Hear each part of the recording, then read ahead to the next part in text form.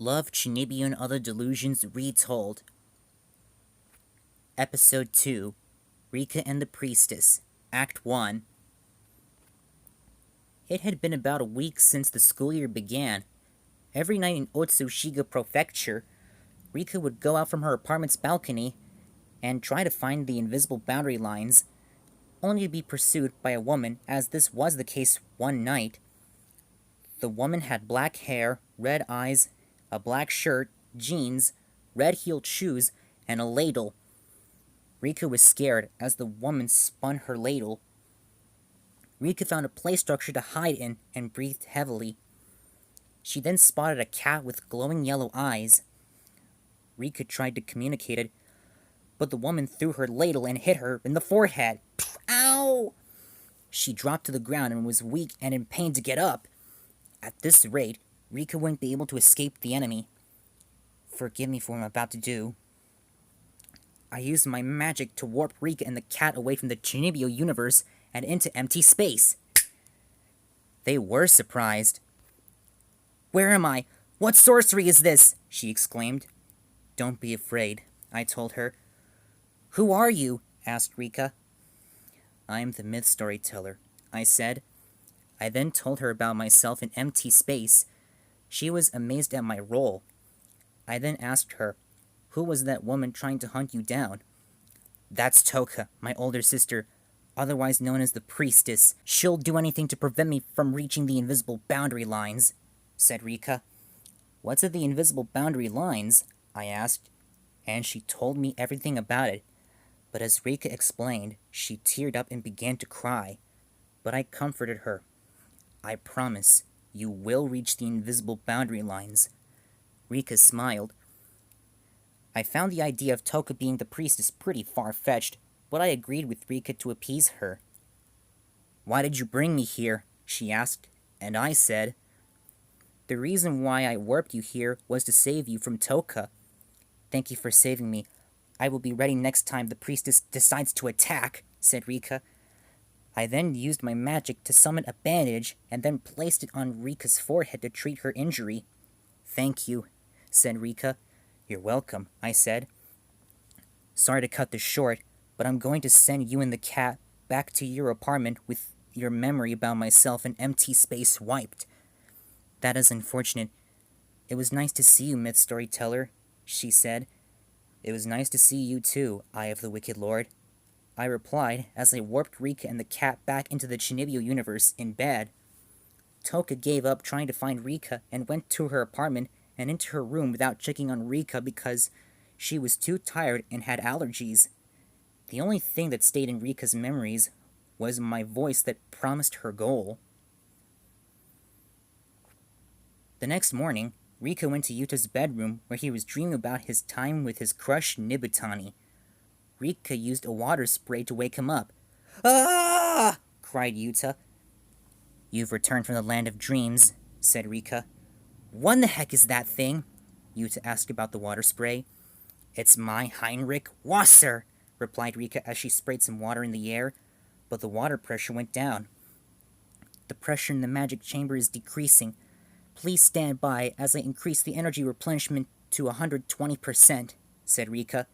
But Yuta gave her a noogie in frustration and said, "Go ruin someone else's good dream!" He then noticed something wrong with her. "What's wrong with your forehead?" "My forehead? Well," said Rikka as she lifted her bang up to reveal her bandage, and said in a serious tone, "Last night, I found myself locked in battle with..." "No. I think the less you know, the better off you are." What a wild imagination, Yuta thought. Just then, a cat jumped on him wearing fake wings, causing him to fall back. "A cat?" he asked. Yuta asked Rikka what the name of the cat was as she was drying the wet stains on the bed she caused. "Chimera? Like that monster from Greek myths that pops up in video games?" asked Yuta. "Indeed," replied Rikka. "Last night I was searching for the invisible boundary lines when suddenly a ferocious beast appeared before me. So I caught him." "Do you really plan on keeping him?" asked Yuta. "Yes," replied Rikka. "He will become my loyal familiar. As a creature from the realm of darkness, Chimera has the power to locate the invisible boundary lines, but it seems there is a serious problem. What's that? Asked Yuta.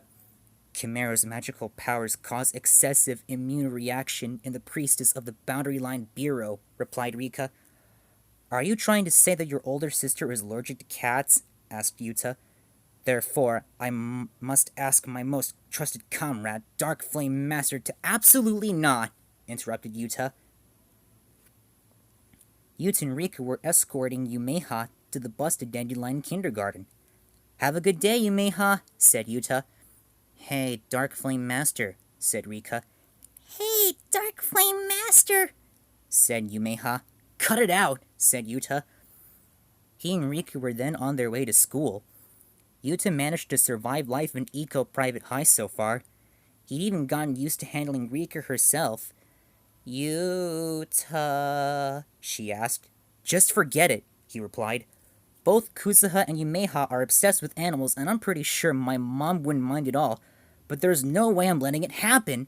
Yuta, you're being a meanie, said Rikka. Say, where's your dad? He transferred to Jakarta for his job, he replied. That's so far, said Rikka.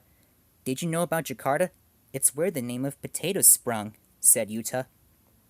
He still had to be careful not to reveal anything about his past, but for the time being, Yuta had managed to blend in with the rest of the class. Yuta and Rikka made it to school and went to their classroom. Yuta and Nibutani were at the front, determining everyone's role. So then, I've decided to ask Hirakata to be this semester's librarian, she said. Yuta getting elected to the student council thanks to Ishiki's joking endorsement was unexpected, but since Yuta was seemingly close to Nibutani, this could be his chance. She wrapped up her role determination. Miss Nanase thanked Yuta and Nibutani, and the two went back to their seats. Good job there, said Ishiki. Student council I'm sure is glamorous, huh? Yeah, thanks a lot, replied Yuta. No need to thank me. Say, have you decided who you're voting for?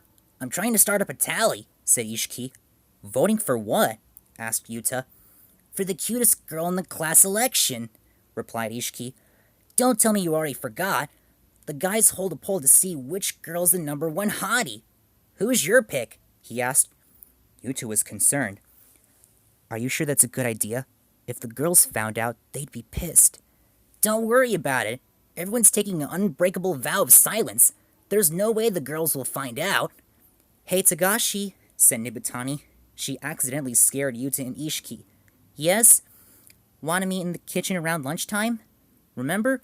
The cooking teacher asked us to check the utensils, she said happily. Yuta agreed. Yuta and Nibutani were in the kitchen counting the liquid measuring cups.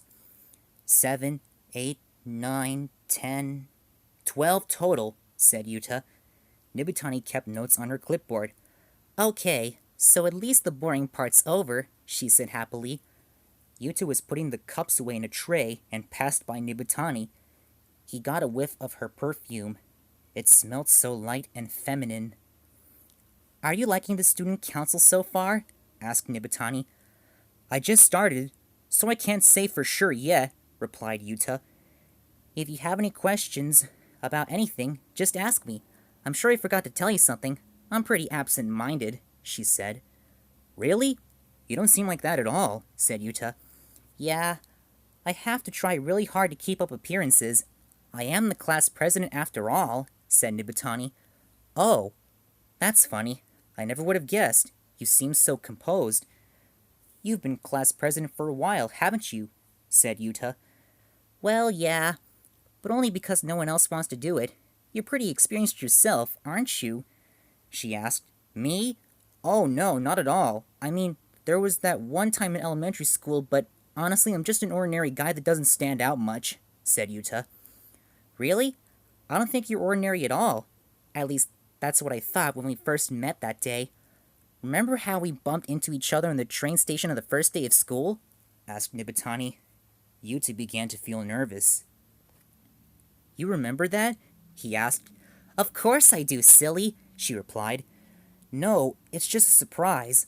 I didn't think you'd remember running into some guy at the train station, said Yuta. Yeah, that's why when I saw that we were in the same class together, it made me really happy. I thought, what were the odds? Said Nibutani. Is that so? Asked Yuta, struggling to hold the second tray of cups. He was figuratively freaking out, as he couldn't believe Nibutani remembered him and that she said he made her happy. Yuta wondered if that was the beginning of a high school romance. He safely put the second tray away. Well, I think that's enough for one day, said Nibutani. Yuta wondered if he should ask her if she wanted to walk home together. He ran a simulation in his mind, and it played out like this. Want to walk home together? Asked Yuta, and Nibutani's response was, Why? And that was the simulation. Yuta fell to his knees with his hands on his chest, miserable. My heart! I can't take it, he moaned. Tagashi, are you okay? Asked Nibutani. He then got up and said, Yeah, don't worry about me. I'm fine. But as he closed the cabinet of measuring cups, he saw a human anatomy mannequin, and it scared him hard. Dah! He dropped to the ground and crawled away from it. What the heck is that thing? He asked. Rikka was hiding behind the mannequin wearing a lab coat. Oh, geez, you really scared me, she said. You again? Why is it always you? Shouted Yuta. He went to Rikka, grabbed her head with both hands and shook her violently. Why can't you just be normal?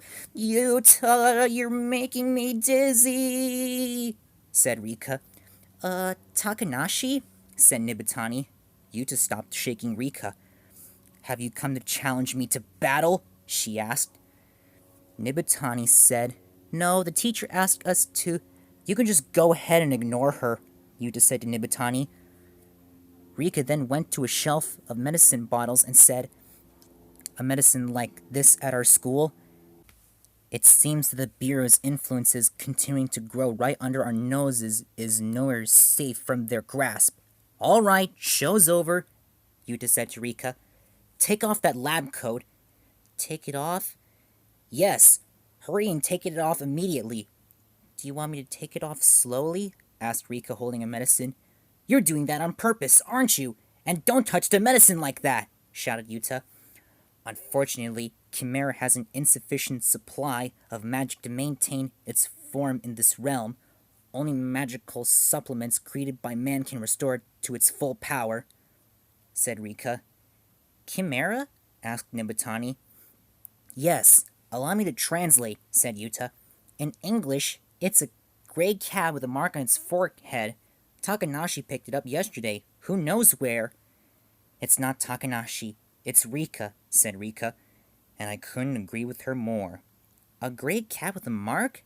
Asked Nibutani. It might be. And so she told Yuta and Rikka who it possibly belonged to.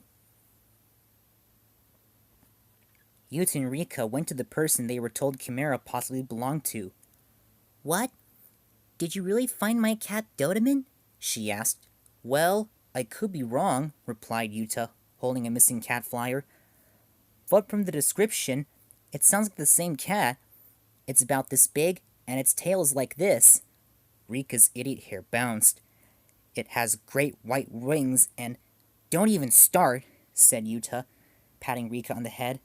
The girl laughed and said, Sure enough, your description sounds like a perfect match for Dodomen. Even the wings? Asked Rikka. Just stand there quietly, Yuta said to Rikka. How long has this cat been missing? He asked the girl. Maybe about a week or so, she replied. Want to come see it? He asked. That'd be great. Of course, said Yuta. He then tried to pronounce the girl's last name on the flyer. Miss, how exactly do you pronounce your last name? Oh, it's Tsuyuri, she said. I'm Kumin Tsuyuri. Nice to meet you, said Kumin happily. She had short violet hair, magenta eyes, and had a green bow for her uniform, whereas Rikka and Nibutani had red ones and Yuta and Ishiki had red ties. My name's Yuta Tagashi, he said. Rikka posed like she was going to fight Kumin. And my name's Rikka, the Eye of the Wicked Lord. And he's also known as the Dark... Don't even say it, interrupted Yuta. That evening after school, Yuta and Rika took Kumin to their apartment outside Rika's. My place is on the second floor. Takanashi lives a floor above me, said Yuta. It's Rika, she corrected. All right, pipe down, said Yuta. You two get along so well. Have you been friends for a long time? Asked Kumin. No way. Takanashi barely moved in a week ago, replied Yuta. Shh, said Rika. She looked into her peephole and then entered a password. Disabling the magical barrier. Just hurry up and open the door, said Yuta. Rika shushed him again. She used her key to open the door to her apartment. It's open. Hurry while the barrier's down. Yeah, great. Can we go inside now? Asked Yuta. On second thought, wait. Let me go first. Who knows what dangers lurk within, replied Rika as she went inside. Yuta then said to Kumin, I'm sorry for this. I guess that's what we get for inviting ourselves over. That's okay. Girls will be girls, she replied. Rika was finally ready. You may now enter. Thanks for having us over, said Yuta and Kumin. When they went inside, they were in awe. Oh wow, that's amazing, said Kumin. There were trinkets and artifacts everywhere they looked in Rika's room. She pretended to laugh evilly. Welcome to the dark side. Enter the chaos at your own risk. Her idiot hair bounced. That's a good description for a room like this, said an uninterested Yuta. Kumin saw a blue stuffed turtle and said, Oh, what a cute stuffed turtle. What's his name? She asked, rubbing it. That's Genbu, the vicious protector of the noise, replied Rika. Yuta was shocked when he saw something on the wall that caught his eye. Is that a military Mauser? I'm surprised you actually something that's cool, said Yuta, impressed. It is a sacred pistol that is incredibly powerful, said Rika. Wow, that's cool. Can I take a closer look? Asked Yuta. You may, replied Rika. So Yuta got down the military Mauser. Whoa, this is really something. So cool, said Yuta. He pretended to use it for fun and imitated the noise of a gun. Pow, pow, pow, pow. Bang, bang, bang, bang, bang. When he realized he did it in front of Kumin, who was looking dreamy and interested in him. This is an actual replica of a gun manufactured in Germany over 100 years ago. Specifically, this is an imitation of the M712 Snowflare model used in World War II, exclaimed Yuta. Gosh, you sure know a lot about weird facts, don't you? Said a happy Kumin. Yuta was embarrassed as he put the gun back on the wall. The placement of everything in this room is in accordance with the laws of astrology. Moving one thing could have dire consequences for everyone. Cleaning my room could potentially destroy the entire world, said Rika. She then used her Heinrich Wasser to water the plants at the window. And fire, she continued. So where's Dodomen? Asked Kumin.